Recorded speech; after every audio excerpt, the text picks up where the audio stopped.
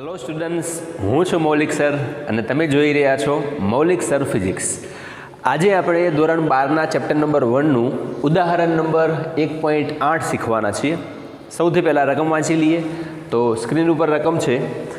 રકમમાં આપણને કીધું છે કે એક ઇલેક્ટ્રોન 2 × 10⁴ ન્યૂટન પર કુલમ્બના નિયમિત વિદ્યુત ક્ષેત્રમાં, તો આપણી પાસે એક નિયમિત વિદ્યુત ક્ષેત્ર છે। અહીંયા આકૃતિ છે, આકૃતિમાં અહીંયા આગળ તમે જોઈ રહ્યા છો ધનથી ઋણ તરફ વિદ્યુત ક્ષેત્ર કે જે નિયમિત છે, એની કિંમત બદલાતી નથી। એની કિંમત કેટલી છે તો વિદ્યુત ક્ષેત્ર આપણને આપ્યું છે 2 × 10⁴ ન્યૂટન પર કુલમ્બ જેટલું।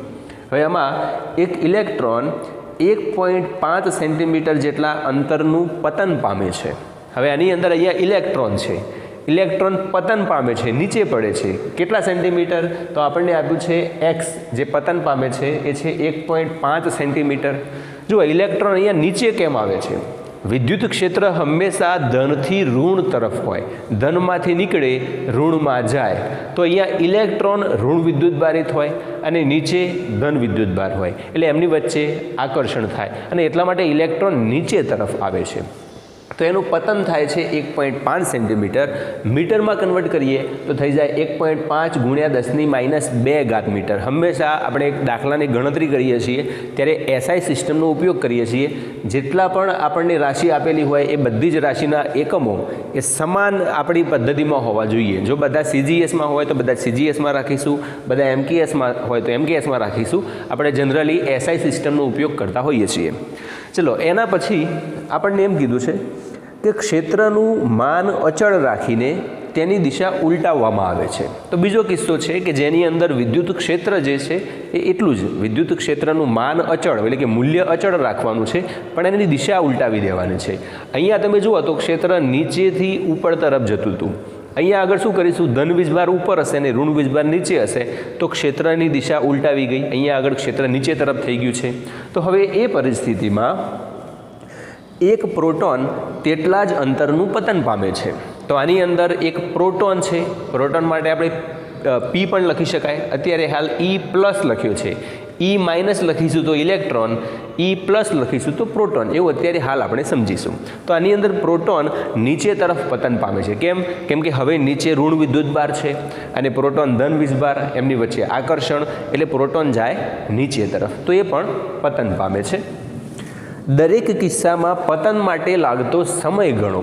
તો દરેક કિસ્સામાં અહીંયા ઇલેક્ટ્રોન છે અથવા પ્રોટોન છે, એ બંનેના કિસ્સામાં આટલું પતન જ્યારે પામે 1.5 × 10⁻² મીટર જેટલું અંતર કાપે ત્યારે સમય કેટલો, ઇલેક્ટ્રોને કેટલો સમય લીધો અને પ્રોટોને કેટલો સમય લીધો એ આપણે શોધવાનું છે। એના પછી આપણને કીધું કે ગુરુત્વની અસર હેઠળ મુક્ત પતન સાથેનો તફાવત જણાવો। જ્યારે ગુરુત્વાકર્ષણ લાગતું હોય તો એ ગુરુત્વાકર્ષણની અસર હેઠળ મુક્ત પતન સાથેનો તફાવત, એટલે કે મુક્ત પતન એટલે શું પહેલાં એ સમજી લઈએ। તો જ્યારે આપણે બીજી બધી અસરોને અવગણીએ છીએ અને પદાર્થ જે છે એને આપણે આપણા હાથમાંથી આમ મૂકી દઈએ અને બીજું કોઈ બળ એની ઉપર નથી લાગતું, બીજું કોઈ બહારનું બળ નથી લાગતું, એવી પરિસ્થિતિ જ્યારે વિચારતા હોય ત્યારે એને આપણે કહીએ છીએ મુક્ત પતન। મુક્ત પતનમાં માત્ર એક જ બળ લાગે છે, કયું બળ? ગુરુત્વાકર્ષણ બળ, એના સિવાયનું કોઈ બળ આપણે ધ્યાનમાં લેતા નથી। તો પદાર્થનું મુક્ત પતન એટલે આપણા હાથમાં ધારો કે આ પદાર્થ છે એને અહીંયાથી મૂકી દઈશું તો એ પદાર્થનું મુક્ત પતન થાય છે, એવું આપણે કહીએ છીએ। તો મુક્ત પતન શબ્દ ઉપરથી આપણે એક વસ્તુ ધ્યાનમાં લઈ શકાય કે પદાર્થ જ્યારે મુક્ત પતન પામે ત્યારે શરૂઆતમાં એ આપણા હાથમાં હોય છે, એટલા માટે એ સ્થિર હોય। સ્થિર હોય એટલે એનો પ્રારંભિક વેગ કેટલો કહી શકાય? 0 કહી શકાય। તો જ્યારે પણ તમારી પાસે આવો શબ્દ હોય કે એક પદાર્થ મુક્ત પતન પામે છે ત્યારે એનો મતલબ એવો છે કે એનો પ્રારંભિક વેગ 0 છે, બરાબર? તો આપણે આટલી વસ્તુ ધ્યાનમાં રાખીશું। ચલો, આટલી વસ્તુને ધ્યાનમાં રાખી હવે આપણો દાખલો ગણવાનો ચાલુ કરીએ। દાખલો કેવી રીતે ગણવો? તો આપણને સમય શોધવાનો છે, સ્થાનાંતર એનું આપ્યું છે, મતલબ કે એનું જે અંતર કાપ્યું છે એ અંતર આપણને આપ્યું છે। હવે જ્યારે સ્થાનાંતર હોય અને સમય શોધવાનો હોય ત્યારે તમને 11મા ધોરણનું નિયમિત પ્રવેગી ગતિના સમીકરણો જે શીખ્યા હતા એ વસ્તુ તમને યાદ આવવું જોઈએ। તમને લોકોને ઇક્વેશન યુનિક યાદ હશે, x = v0t + 1/2 at²। આપણી પાસે આવું એક ઇક્વેશન છે કે જેની અંદર સ્થાનાંતર પણ આવે છે, મુક્ત પતન છે, તો અહીંયા v0 એટલે પ્રારંભિક વેગ છે, t એટલે સમય છે, અને અહીંયા a એટલે એનો પ્રવેગ છે, અહીંયા t એટલે ફરી પાછો સમય છે. તો આપણી પાસે જે રાશિ છે x, તો એ x પણ આની અંદર આવે છે. પ્રારંભિક વેગ v0, મુક્ત પતન કરીશું તો v0 એ 0 હશે. સમય t આપણે શોધવાનું છે. અહીંયા આપણી પાસે પ્રવેગ નથી, ઇલેક્ટ્રોન પણ મુક્ત પતન પામે છે, પ્રોટોન પણ મુક્ત પતન પામે છે, તો એમના પ્રવેગ આપણી પાસે નથી. જો આપણે આમાંથી સમય શોધવો હોય તો v0 બરાબર 0 મૂકી દઈશું, કેમ કે મુક્ત પતન થાય છે, એટલે આ પદ તો આપણું 0 થઈ જશે. પણ આ પદમાં પ્રવેગ આવે છે, તો પ્રવેગ પહેલાં શોધવો પડશે. તો આ દાખલો ગણવા માટે આપણું પહેલું કામ છે કે પ્રવેગ શોધવો પડશે. એ કિંમત આની અંદર મૂકી દો, એક્સની કિંમત આપી હોય તો ટીની કિંમત મળી જાય. પણ પ્રવેગ કેવી રીતે શોધવો? તો એના માટે આપણને બળના આ બે ઇક્વેશન યાદ હોવા જોઈએ. F is equal two ma, આ તમે 11માં શીખી ગયા છો. ફાધર ઇઝ ઇક્વલ ટુ માં, બરાબર. એના પછી F is equal two QE.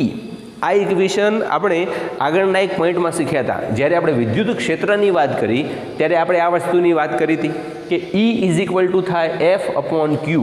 બળને જ્યારે વિદ્યુત ભાર વડે ભાગીએ છીએ ત્યારે ક્ષેત્ર આપણને મળે છે. તો એમાંથી જો બળને કરતા બનાવી દઈએ તો F ઇઝ ઇક્વલ ટુ થાય QE. તો આ શેનું ઇક્વેશન છે? કોઈ વિદ્યુત ક્ષેત્રમાં કોઈ વિદ્યુત ભાર મૂકેલો હોય તો એની ઉપર બળ લાગે અને આ બળ માટેનું સૂત્ર થાય F is equal two QE. તો જો આપણી પાસે Q વિદ્યુત ભાર છે, ઇલેક્ટ્રોનનો વિદ્યુત ભાર આપણને ખબર હોય, પ્રોટોનનો વિદ્યુત ભાર આપણને ખબર હોય, તો Q તો છે, E આપણને આપેલો છે. અહીંયા આગળ પણ આ બળ છે, દળ, ઇલેક્ટ્રોનનું દળ પણ આપણને ખબર છે, પ્રોટોનનું દળ પણ આપણને ખબર છે. તો અહીંયા આગળથી પ્રવેગ એ આપણને મળે. કેવી રીતે? આ બંને બળો છે તો બંને બળોને સરખાવી દઈએ તો ma is equal two QE થઈ જાય, અને સરખામણી કરો એટલે આપણી પાસે 3 રાશિ તો આપેલી છે ઓલરેડી, તો ચોથી રાશિ આપણને મળી જાય. એ મળી જાય એની કિંમત આપણે આની અંદર મૂકી દઈશું એટલે આપણને મળશે જવાબ.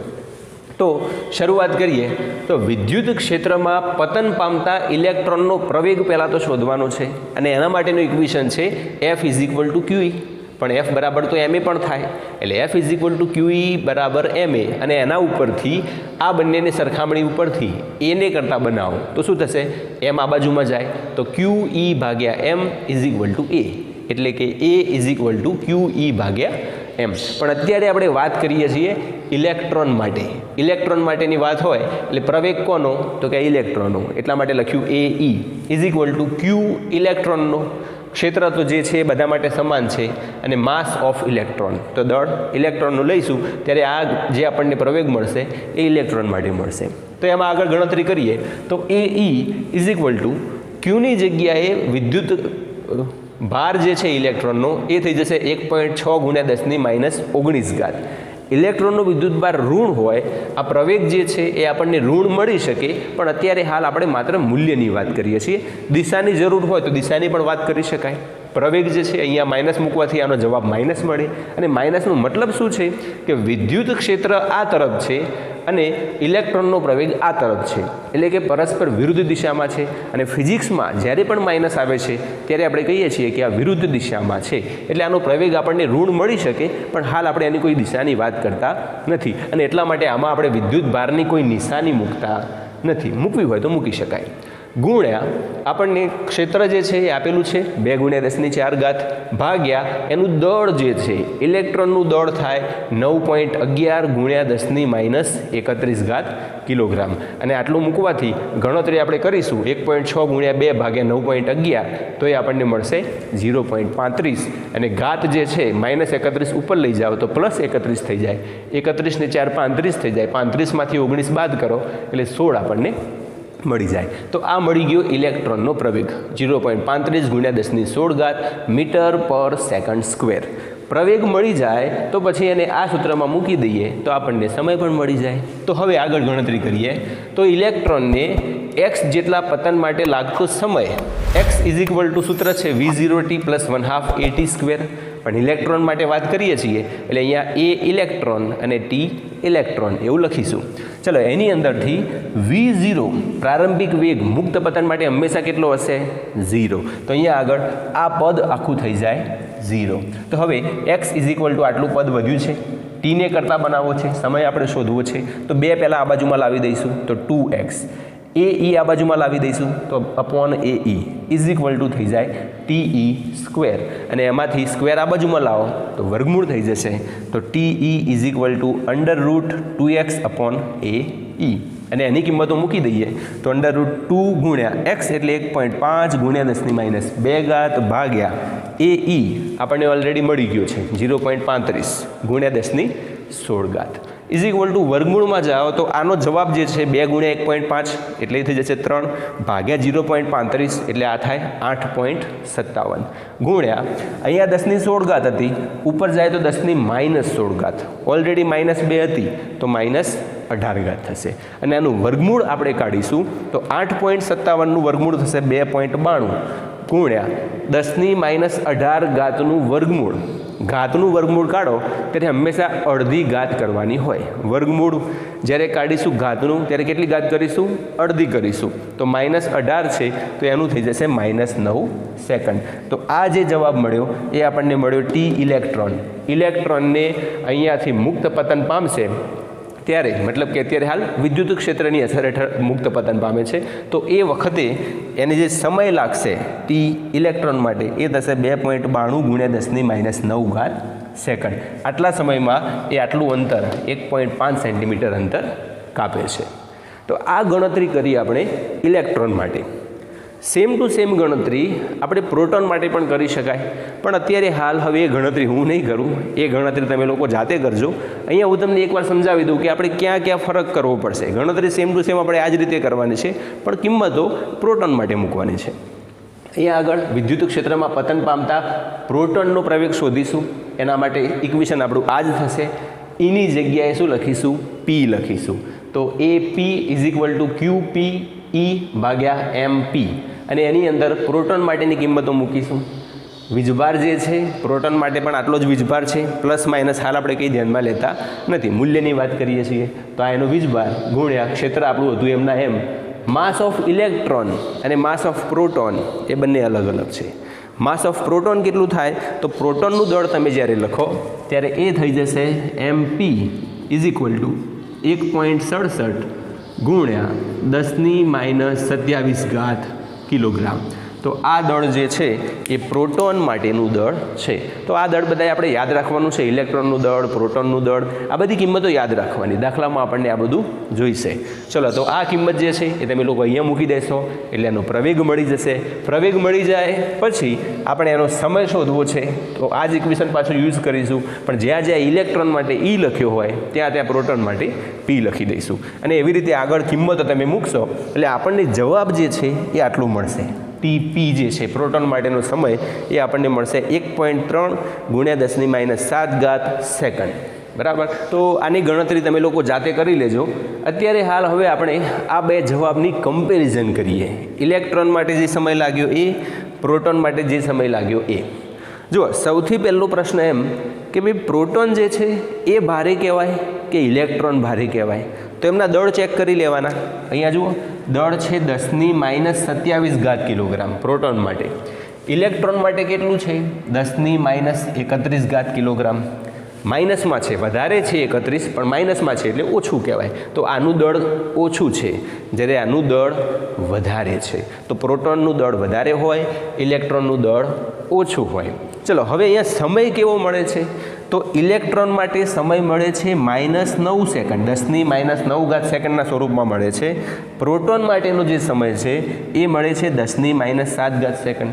તો આ સમય ઓછો કહેવાશે કે આ સમય ઓછો કહેવાશે? અહીંયા 9 છે, અહીંયા 7 છે, પણ આગળ માઇનસ છે, એટલે આ સમય જે છે એ ઓછો કહેવાય, અને આ સમય જે છે એ વધારે કહેવાય. હવે મારે જે મેઇન વાત કરવી છે એ એવી છે કે અહીંયા આગળ પ્રોટોન જે છે એ ભારે છે, એને આપણે નીચે પડવા દઈએ છીએ તો સમય વધારે લાગે છે. ઇલેક્ટ્રોન જે છે એ હલકો છે પ્રોટોન કરતાં, એના માટેનો સમય એ પ્રોટોન માટે જે સમય લાગે એના કરતાં ઓછો લાગે છે. જે હલકી વસ્તુ છે એ ઓછા સમયમાં નીચે પડી જાય છે, એટલે એનો વેગ વધારે હશે. ઓલરેડી આપણે એમના પ્રવેગની વાત કરી ચૂક્યા છીએ.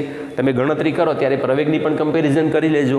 ઇલેક્ટ્રોન માટે કેટલો પ્રવેગ મળે છે અને પ્રોટોન માટે કેટલો પ્રવેગ મળે છે. બરાબર.